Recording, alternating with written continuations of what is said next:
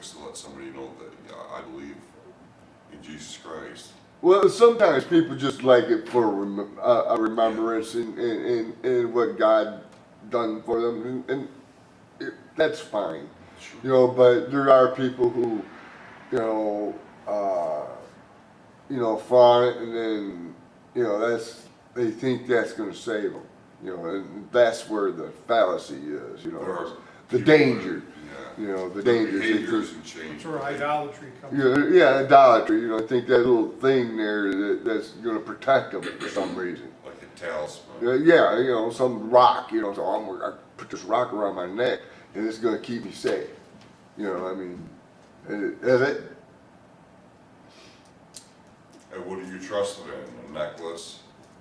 Or Inanimate, you know, in trusting in God is you know, and that should reflect in your daily life. I'd like to add to that though. I mean, I have a cross and I wear it on a regular basis, but the reason I do it is a little bit different, and I totally understand what you're saying. But when I wear mine, it's like an acknowledgement of who I claim to be, and I expect people to see that and keep me on track. I expect to be held to a higher standard. When I wear that, even if I forget that it's even on, I know that others can see it and they're going to be watching. So it's also, for me, it's a way to hold my behavior, my thoughts, actions, words in check. Because people will be paying attention, just like you said. Anyone who's got something like that around their neck, they're going to be drawing that much attention to themselves. Even if they don't say anything, people are going to see that, and it's going to be in the back of their mind, okay, what are they going to say? What are they going to do next if they're wearing that symbol?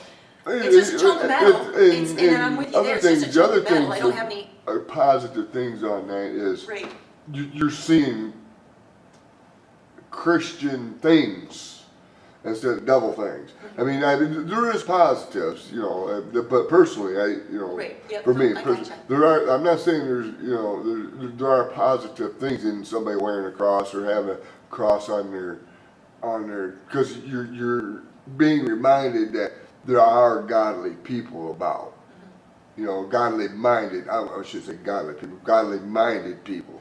At least they're thinking about God.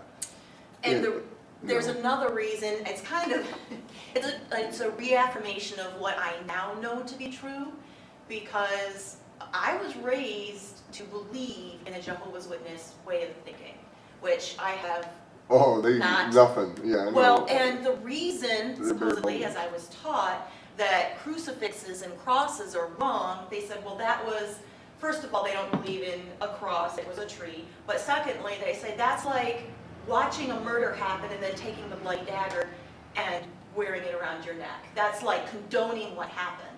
Yeah. And see, now after study for all of these years, what I say is, no, quite the contrary. It's being mindful of what happened and why.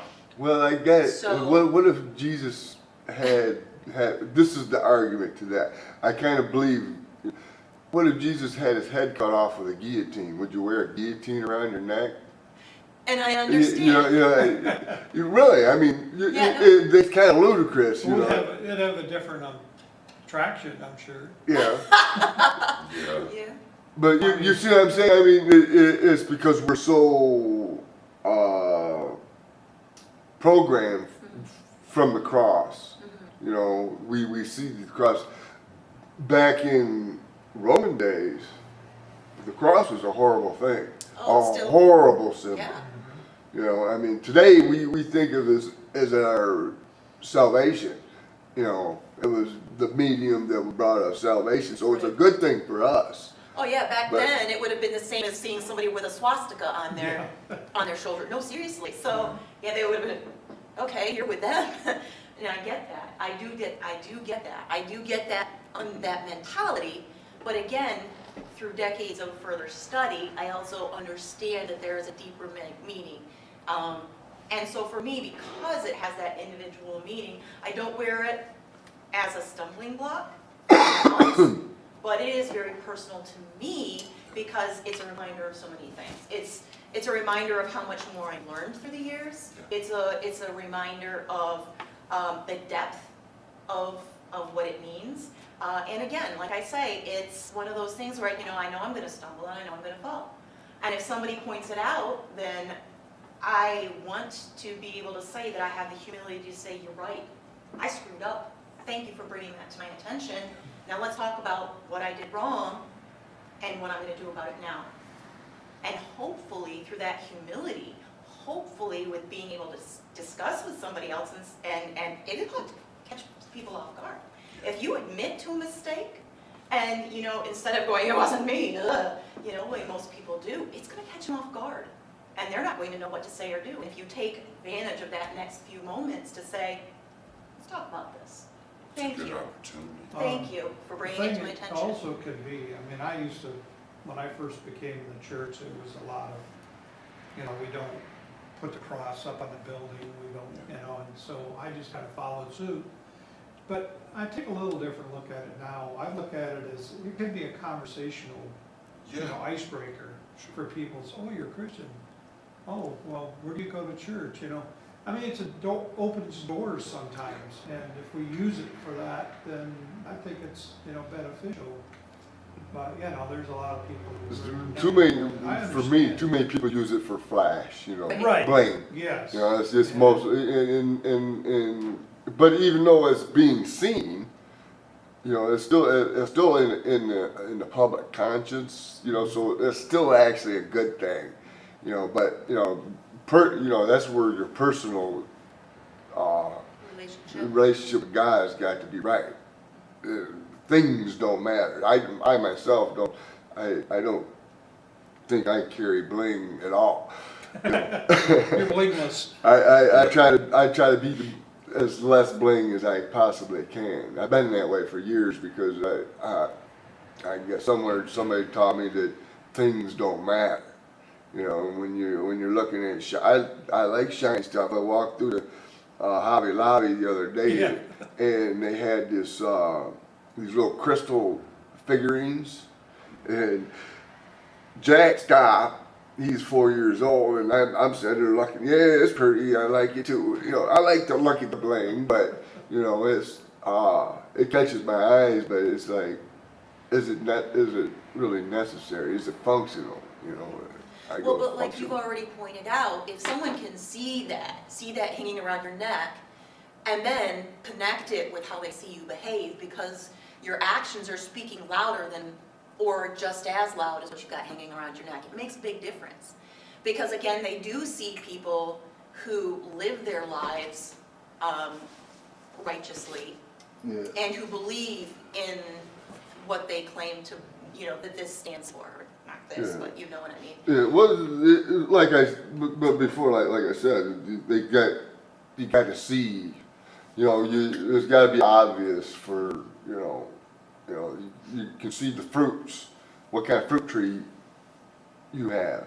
You're a thistle tree, or you've got, apples on your tree, what I'm saying, it should be obvious for the layman. Right. Well, is the fruit rotten? Is the tree rotten, or are you taking care of it? Are you pruning it? Are you fertilizing it? Are you helping it to grow? It's a bearing fruit, yeah. Right. Exactly. The fruit tree. Okay, we established we have an apple tree.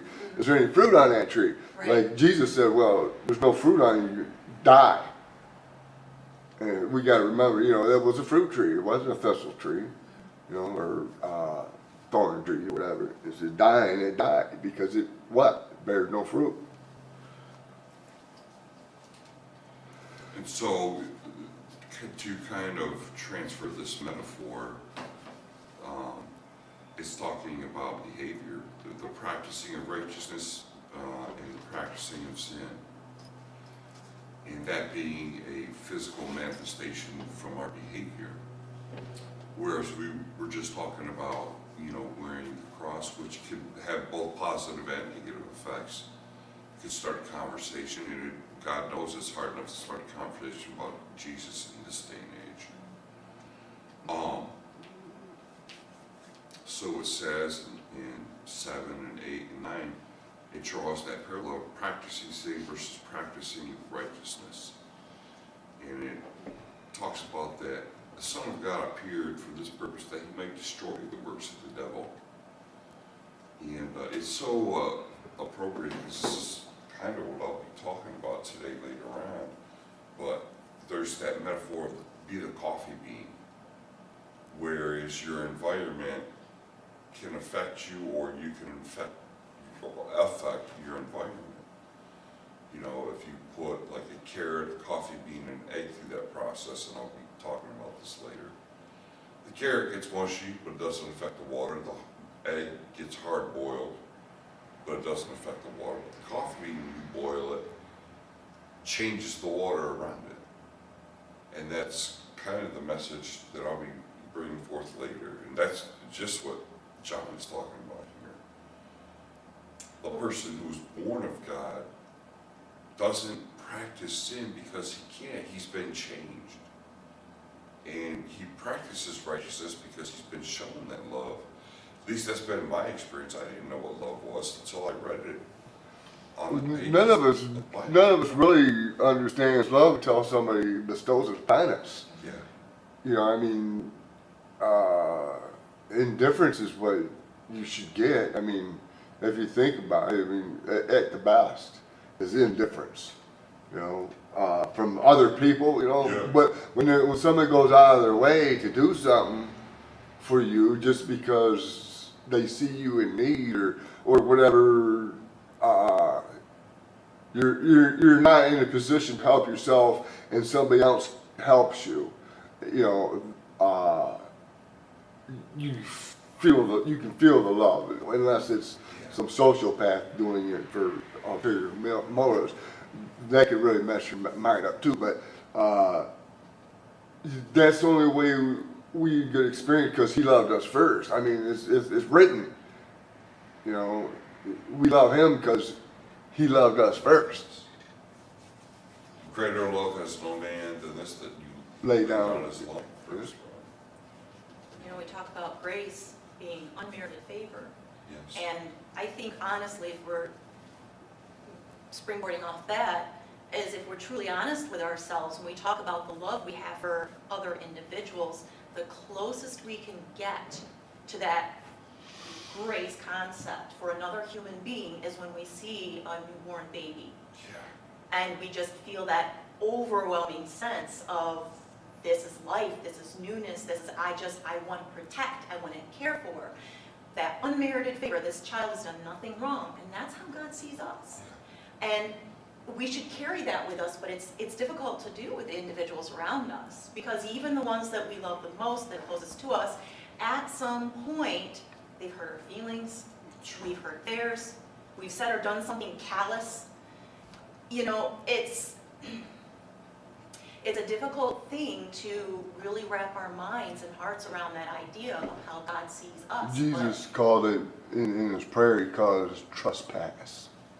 Yeah. But again, like I say, when you stop to think about that overwhelming sensation you get when you hold, you see, you touch that brand new infant for the first time. And that is what God, I mean, it's an overwhelming. How can we possibly have that every day of every hour of every moment of our lives? But that's what there is. And then we go back to what you were talking about last time we were here. When Eve, the very first time she found out or get on that same close to that level of God, of knowing she sinned. Yeah. That she had fallen from that moment of innocence of that fresh, brand new baby. And that was her the shock to her system. And Jesus took that away. Jesus took away that. I mean, when it says the devil's work, that's exactly what the devil's work did. Yeah. That's what it was. That realization is that the very first time you actually have an idea of what good and evil is, you recognize that you've just committed evil. Yeah. And Jesus took that away. And when you really take all of those concepts and line them up side by side and say, okay, she was taken back, and all of us get taken back to that brand new, fresh baby child who's done nothing wrong. Yeah. As long as we walk in the light, as long as we continue to walk in righteousness, that is meaningful. It's a whole mind shift right there. And say, this is how we're meant to live. Even though we now have that moment of, because I can't speak for anyone else, but when I was baptized, that was something I experienced. It was instantaneous, wow, all of the things I've done wrong. I mean, crazy. But it was just this overwhelming, I mean, I could count things I hadn't thought of for forever. But then immediately afterwards was, but it's gone. So when we can stop and we can apply that to the people around us, truly apply that to people around us, then we actually understand what it means to walk that path of righteousness, slogging along, because it isn't just a little trot. It's not a jog. It's not even really a walk. It's a slog. And we can't expect everybody to be at the same point No. simultaneously. Well, it's like kind of like a marathon. Not everybody's at the front of the marathon, you know. Absolutely. Because just because you're in the marathon doesn't mean you're not subject to everything around you. You know, I mean, you're That's gonna the trip, good thing you're about gonna the fall, church, though. but you keep Right. getting back up and you're going. And everybody who finishes the marathon is a winner. Yes. Because I tell you right now, I'm not going to finish a marathon. even walking, you know, it's like that's the Christian walk, and that's what the practice or continuing to sin or not. You know, of course I mean, we used it in the analogy. You trip and stumble, but you get back up. Hopefully, you're falling forward, like the Japanese mindset in battle. If you fall backwards, you're a coward. You know, if you're on the road to going to die and you fall forward, you know, okay, you fell, but you're still making forward progress. You know, get back up, dust yourself off, rub some dirt on it, or whatever you want to call it, and go again. That's the practice that I think he's talking about, or the other practice. You know, there's practice in sin. You know, and we know, like the seven deadly sins. If you're doing, you're gone. If you're doing these things like that, and your mind, you're that's why you get baptized. That's why you repent, because these things are bad. That's just what Paul says. Shall we continue in sin that grace may abound? God forbid. You know. You know, several years ago, I ran in a 5K. And in that race, it was hundreds and hundreds of people that were involved in this race. And at the very, very end, the last handful of people that were finishing this race, there was a little handicapped gal. She was a big gal. She was mentally handicapped. And she was struggling. You could tell she was struggling. Her face was red. It was everything she could just to, well, she got within sight of that finish line, and she got so excited that she tried to put on more speed and triple her own feet and fell down. Oh. And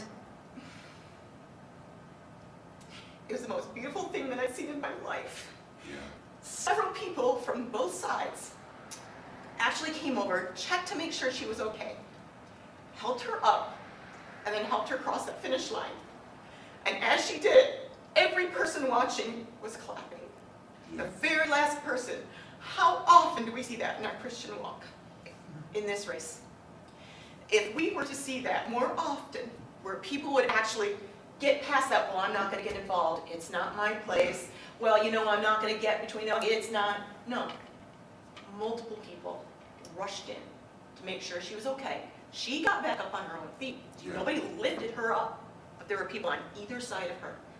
And there were people all along both sides cheering as she went across. She wasn't carried across, she walked across, but she made it. In our Christian walk, there are people that we don't know what their handicaps are, and we cannot judge them when they fall down. Absolutely. No matter how far they are from that finish line, we need to be able to get in there and help them up. Let them get up on their own feet, but we need to be standing there ready and waiting when somebody falls down to help them back up. And we need to be allowing people to help us up. That's We'll get kind of there like together, this saying, right? evil That'll preach. prevails where good men Just do. develop discernment. That's where the saying, evil prevails where good men do nothing. Right. You know, that's, Absolutely. exactly where we're at sometimes. This And, world we're you know, Absolutely. And doesn't Jesus refer to that when he talks about the flock? in. Yeah. feed the flock. There's strength in the flock. Take care of them even if they're stragglers. Yeah, Go and get, shepherd leave the those- 99 and go get the one. Yeah, absolutely. So the Absolutely. question falls upon us. Do we know where that one's at? Yeah. Are we looking? Are we Yeah, counting? we're looking for that one. Where Are we is- taking, we're taking account to Yeah. see if we still have the 99. Yeah.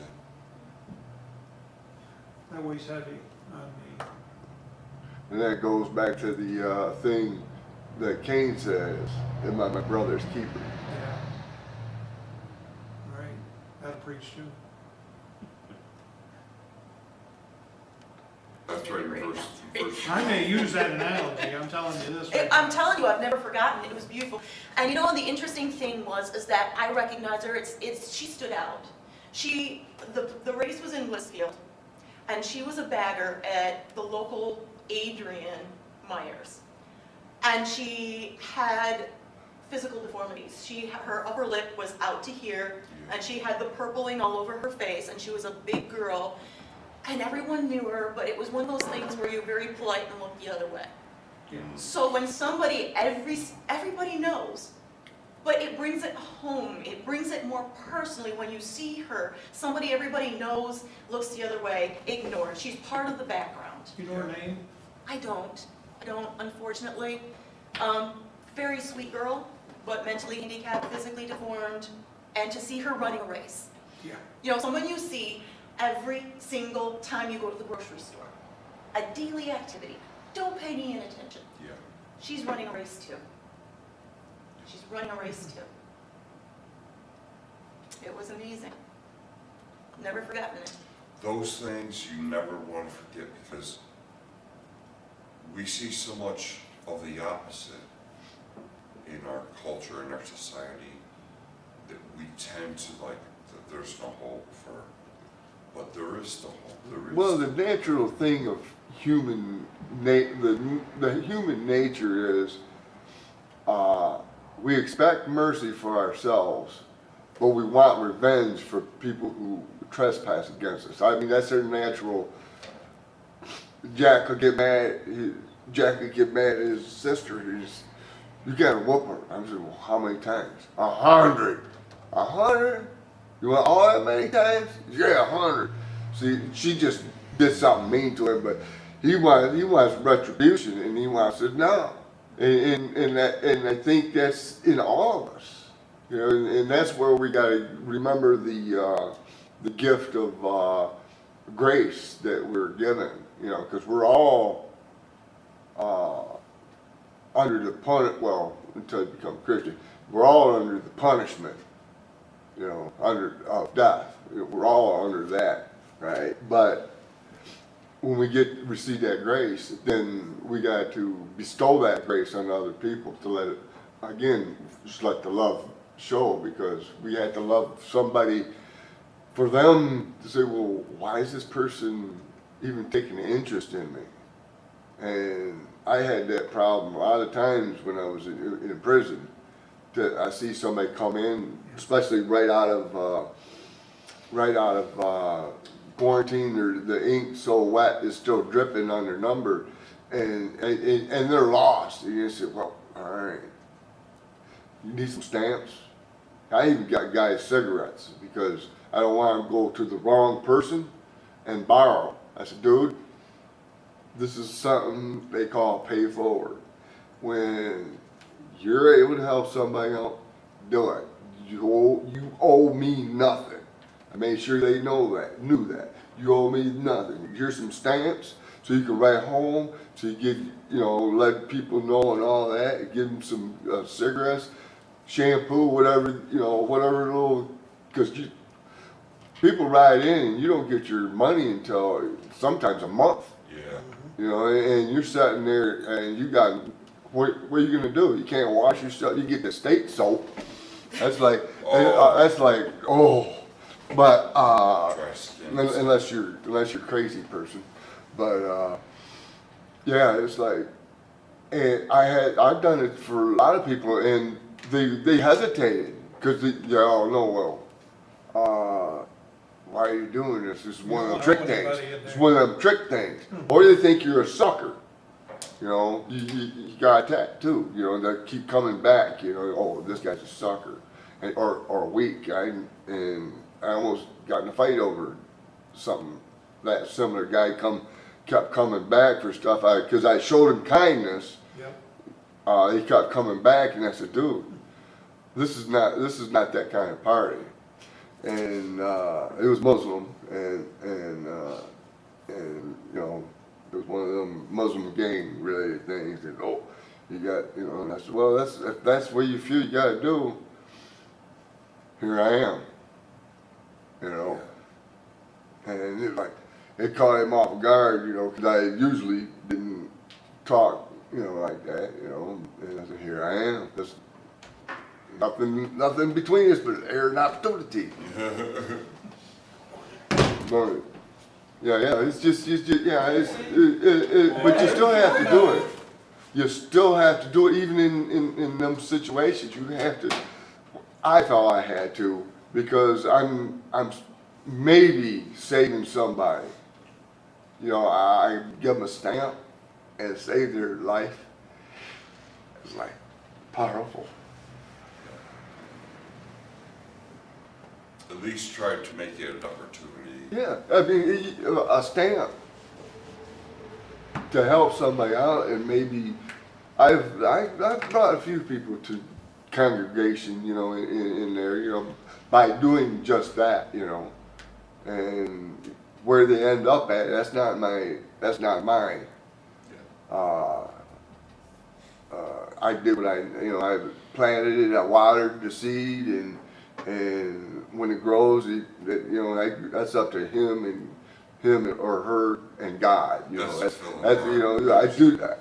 You know, I warned them, like what was it, prophet? He says, if you don't warn them, then you're guilty of the blood on the city. Mm-hmm. You know, so at least you know the watchers. You know, you must warn them. Absolutely. Would you close us out? Gracious God and Father, we thank you.